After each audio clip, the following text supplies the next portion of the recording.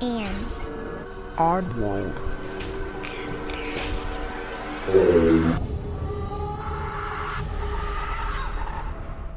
Hey oddballs, I'm your host Jensen and welcome to episode 14.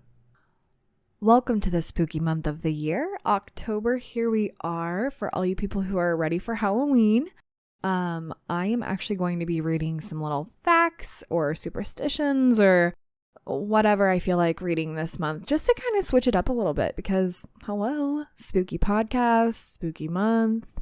Let's do something different. So I hope you guys like this. I'm going to actually be reading a couple superstitions at the beginning of this episode. So let's just dive right in because, we're in spooky month. All right, so I'm going to be reading some superstitions, some spooky Halloween superstitions from a website called sunmark.org. And I'm just going to pick some random ones off of this one that I thought were kind of interesting and hopefully, well, maybe you'll learn something. I don't know. I did. So here we go. So for the first superstition, we have ghosts and bed sheets. And honestly, some of these I don't really know if they're superstitions or if they're just kind of like facts about Halloween, but we're just going to roll with it, okay? At the ancient Celtic festival of Samhain, November 1st marked the new year, transitioning between summer and harvest to the dark, cold winter. On the night before the new year, the boundary between the living and the dead became blurred, allowing the departed to return to earth as ghosts. Why do we draw ghosts as haunted bedsheets?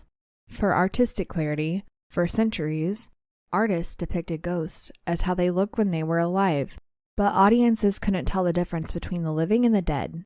So, during the 19th and 20th centuries, artists indicated ghosts by covering them in blurred shrouds, which coincidentally look like modern-day bedsheets. The next superstition thingy that I'm going to read is cemeteries. A common urban legend says that you must hold your breath every time you drive past a cemetery. If you don't, you could wake a spirit with each breath, making that spirit jealous, or you could even inhale them. The symbolic connection between breath, life, and spirits has existed since the beginning of human thought. In the Bible, God created humanity by breathing life into Adam. Then there's one here about orange and black as official Halloween colors. This spooky color combo dates back to pagan harvest celebrations. Orange symbolizes the color of crops and changing leaves. Black is supposed to signify the death of summer and the changing seasons. So I thought those were kind of interesting. I actually know about the cemetery one. I used to do that as a kid. And a little bit into my adulthood, it was just kind of like out of a habit thing. Just like when you go over a bridge, you put your feet up, which doesn't really even make sense because if you're driving, you can't really like put your feet up unless I guess you have it on cruise control. But anyhow, I hope you guys enjoyed that and let's get on to stories. This comes from RedPaintedLady on Reddit. My 6-year-old daughter has always shared things to us. Sometimes creepy. Mostly like, what the fuck, how did she know this? Here are a few examples of my daughter being herself. Age 2. I just found out I was pregnant and had only told my husband. We didn't want to tell my daughter because I had miscarried before and didn't want her to get excited.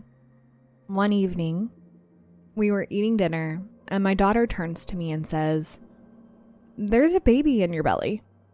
My eyes go big and turn to my husband and ask if he told her. He swears he didn't. I asked her if it was a boy or a girl, and she responded, "It's a boy, but I wanted a girl."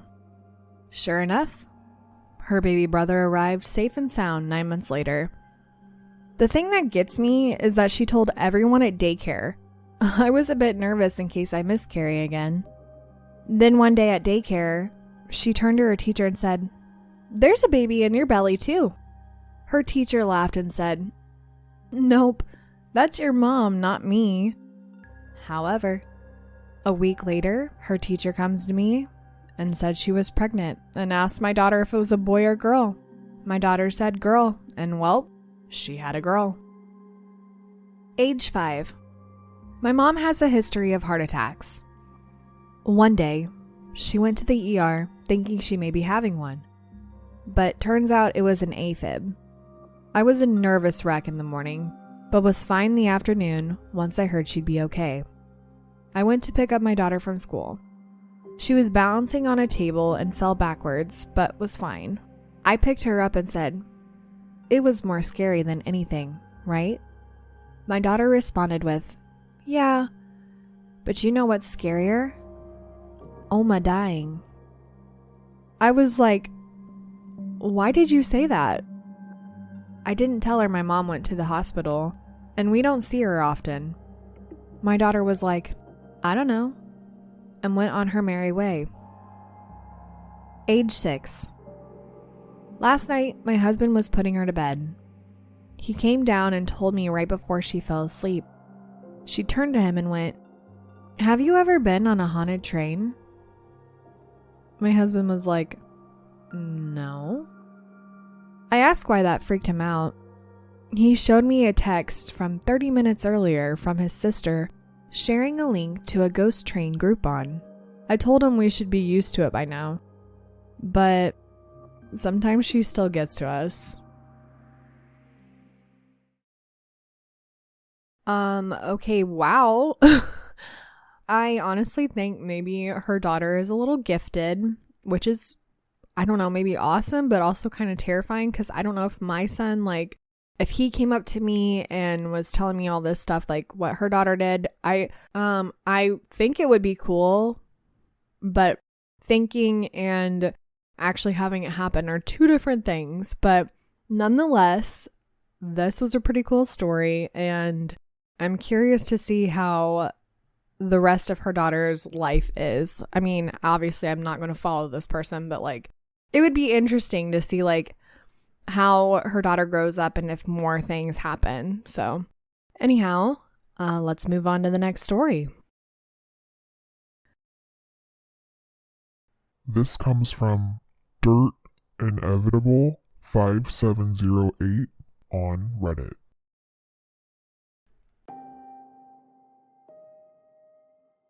My aunt and her spouse, whom I refer to as my uncle, used to live in one of our houses. A few days after she passed, my uncle said that he saw her around the house going about her normal routine before she had become ill. He said that he was hallucinating due to grief and asked us to pray for him. One day, our neighbor shared with him that he had spoken to my aunt recently before she had gone to work. None of our neighbors knew that my aunt had passed, so they were shocked to learn that my aunt that they had seen go to work, and who they had just spoken to, had been gone for 2 weeks. Was it a collective community hallucination, or had they really seen my aunt's ghost? Soon after, my uncle got a priest to bless our home. Not because he wanted my aunt to leave, but because he was worried that she had not found peace in the afterlife as her ghost was still around. Since then, no one has seen her ghost.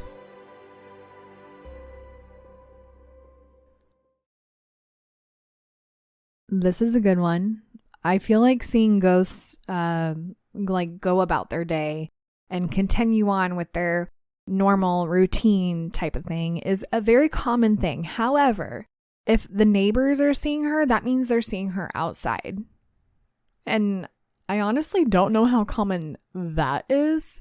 I would love to hear stories that like more like this, basically, because that is just crazy to me. I mean, that means Aunt's like presence was, to me at least, very strong, and she was still there. And it's kind of interesting that they got a priest to bless the home just to help her find peace in the afterlife. Like, I would have never even thought about that because, you know, every time you think of, every time I think of like a priest blessing a home, it's to get rid of like a negative spirit or just a spirit in general, just to, you know, get them out of your house. But like, I would have never thought to use a priest to cleanse the home of a family spirit who is not harmful, just to have them move on and have peace. So that's kind of an interesting little, very short story, but there's a lot of interesting information in there. We'll just put it that way. But anyhow, I hope you guys enjoyed today's episode as always. And well, it's an odd world after all. Oddballs. Go follow us on It's an Odd World After All podcast on Instagram and Facebook. Also, give us a 5-star review on Apple Podcasts. If you have a story you would like to share, email us at it'sanoddworldafterall@gmail.com or message us on one of our social platforms. Don't forget to share us with your family and friends. And check out our website, it'sanoddworldafterall.com.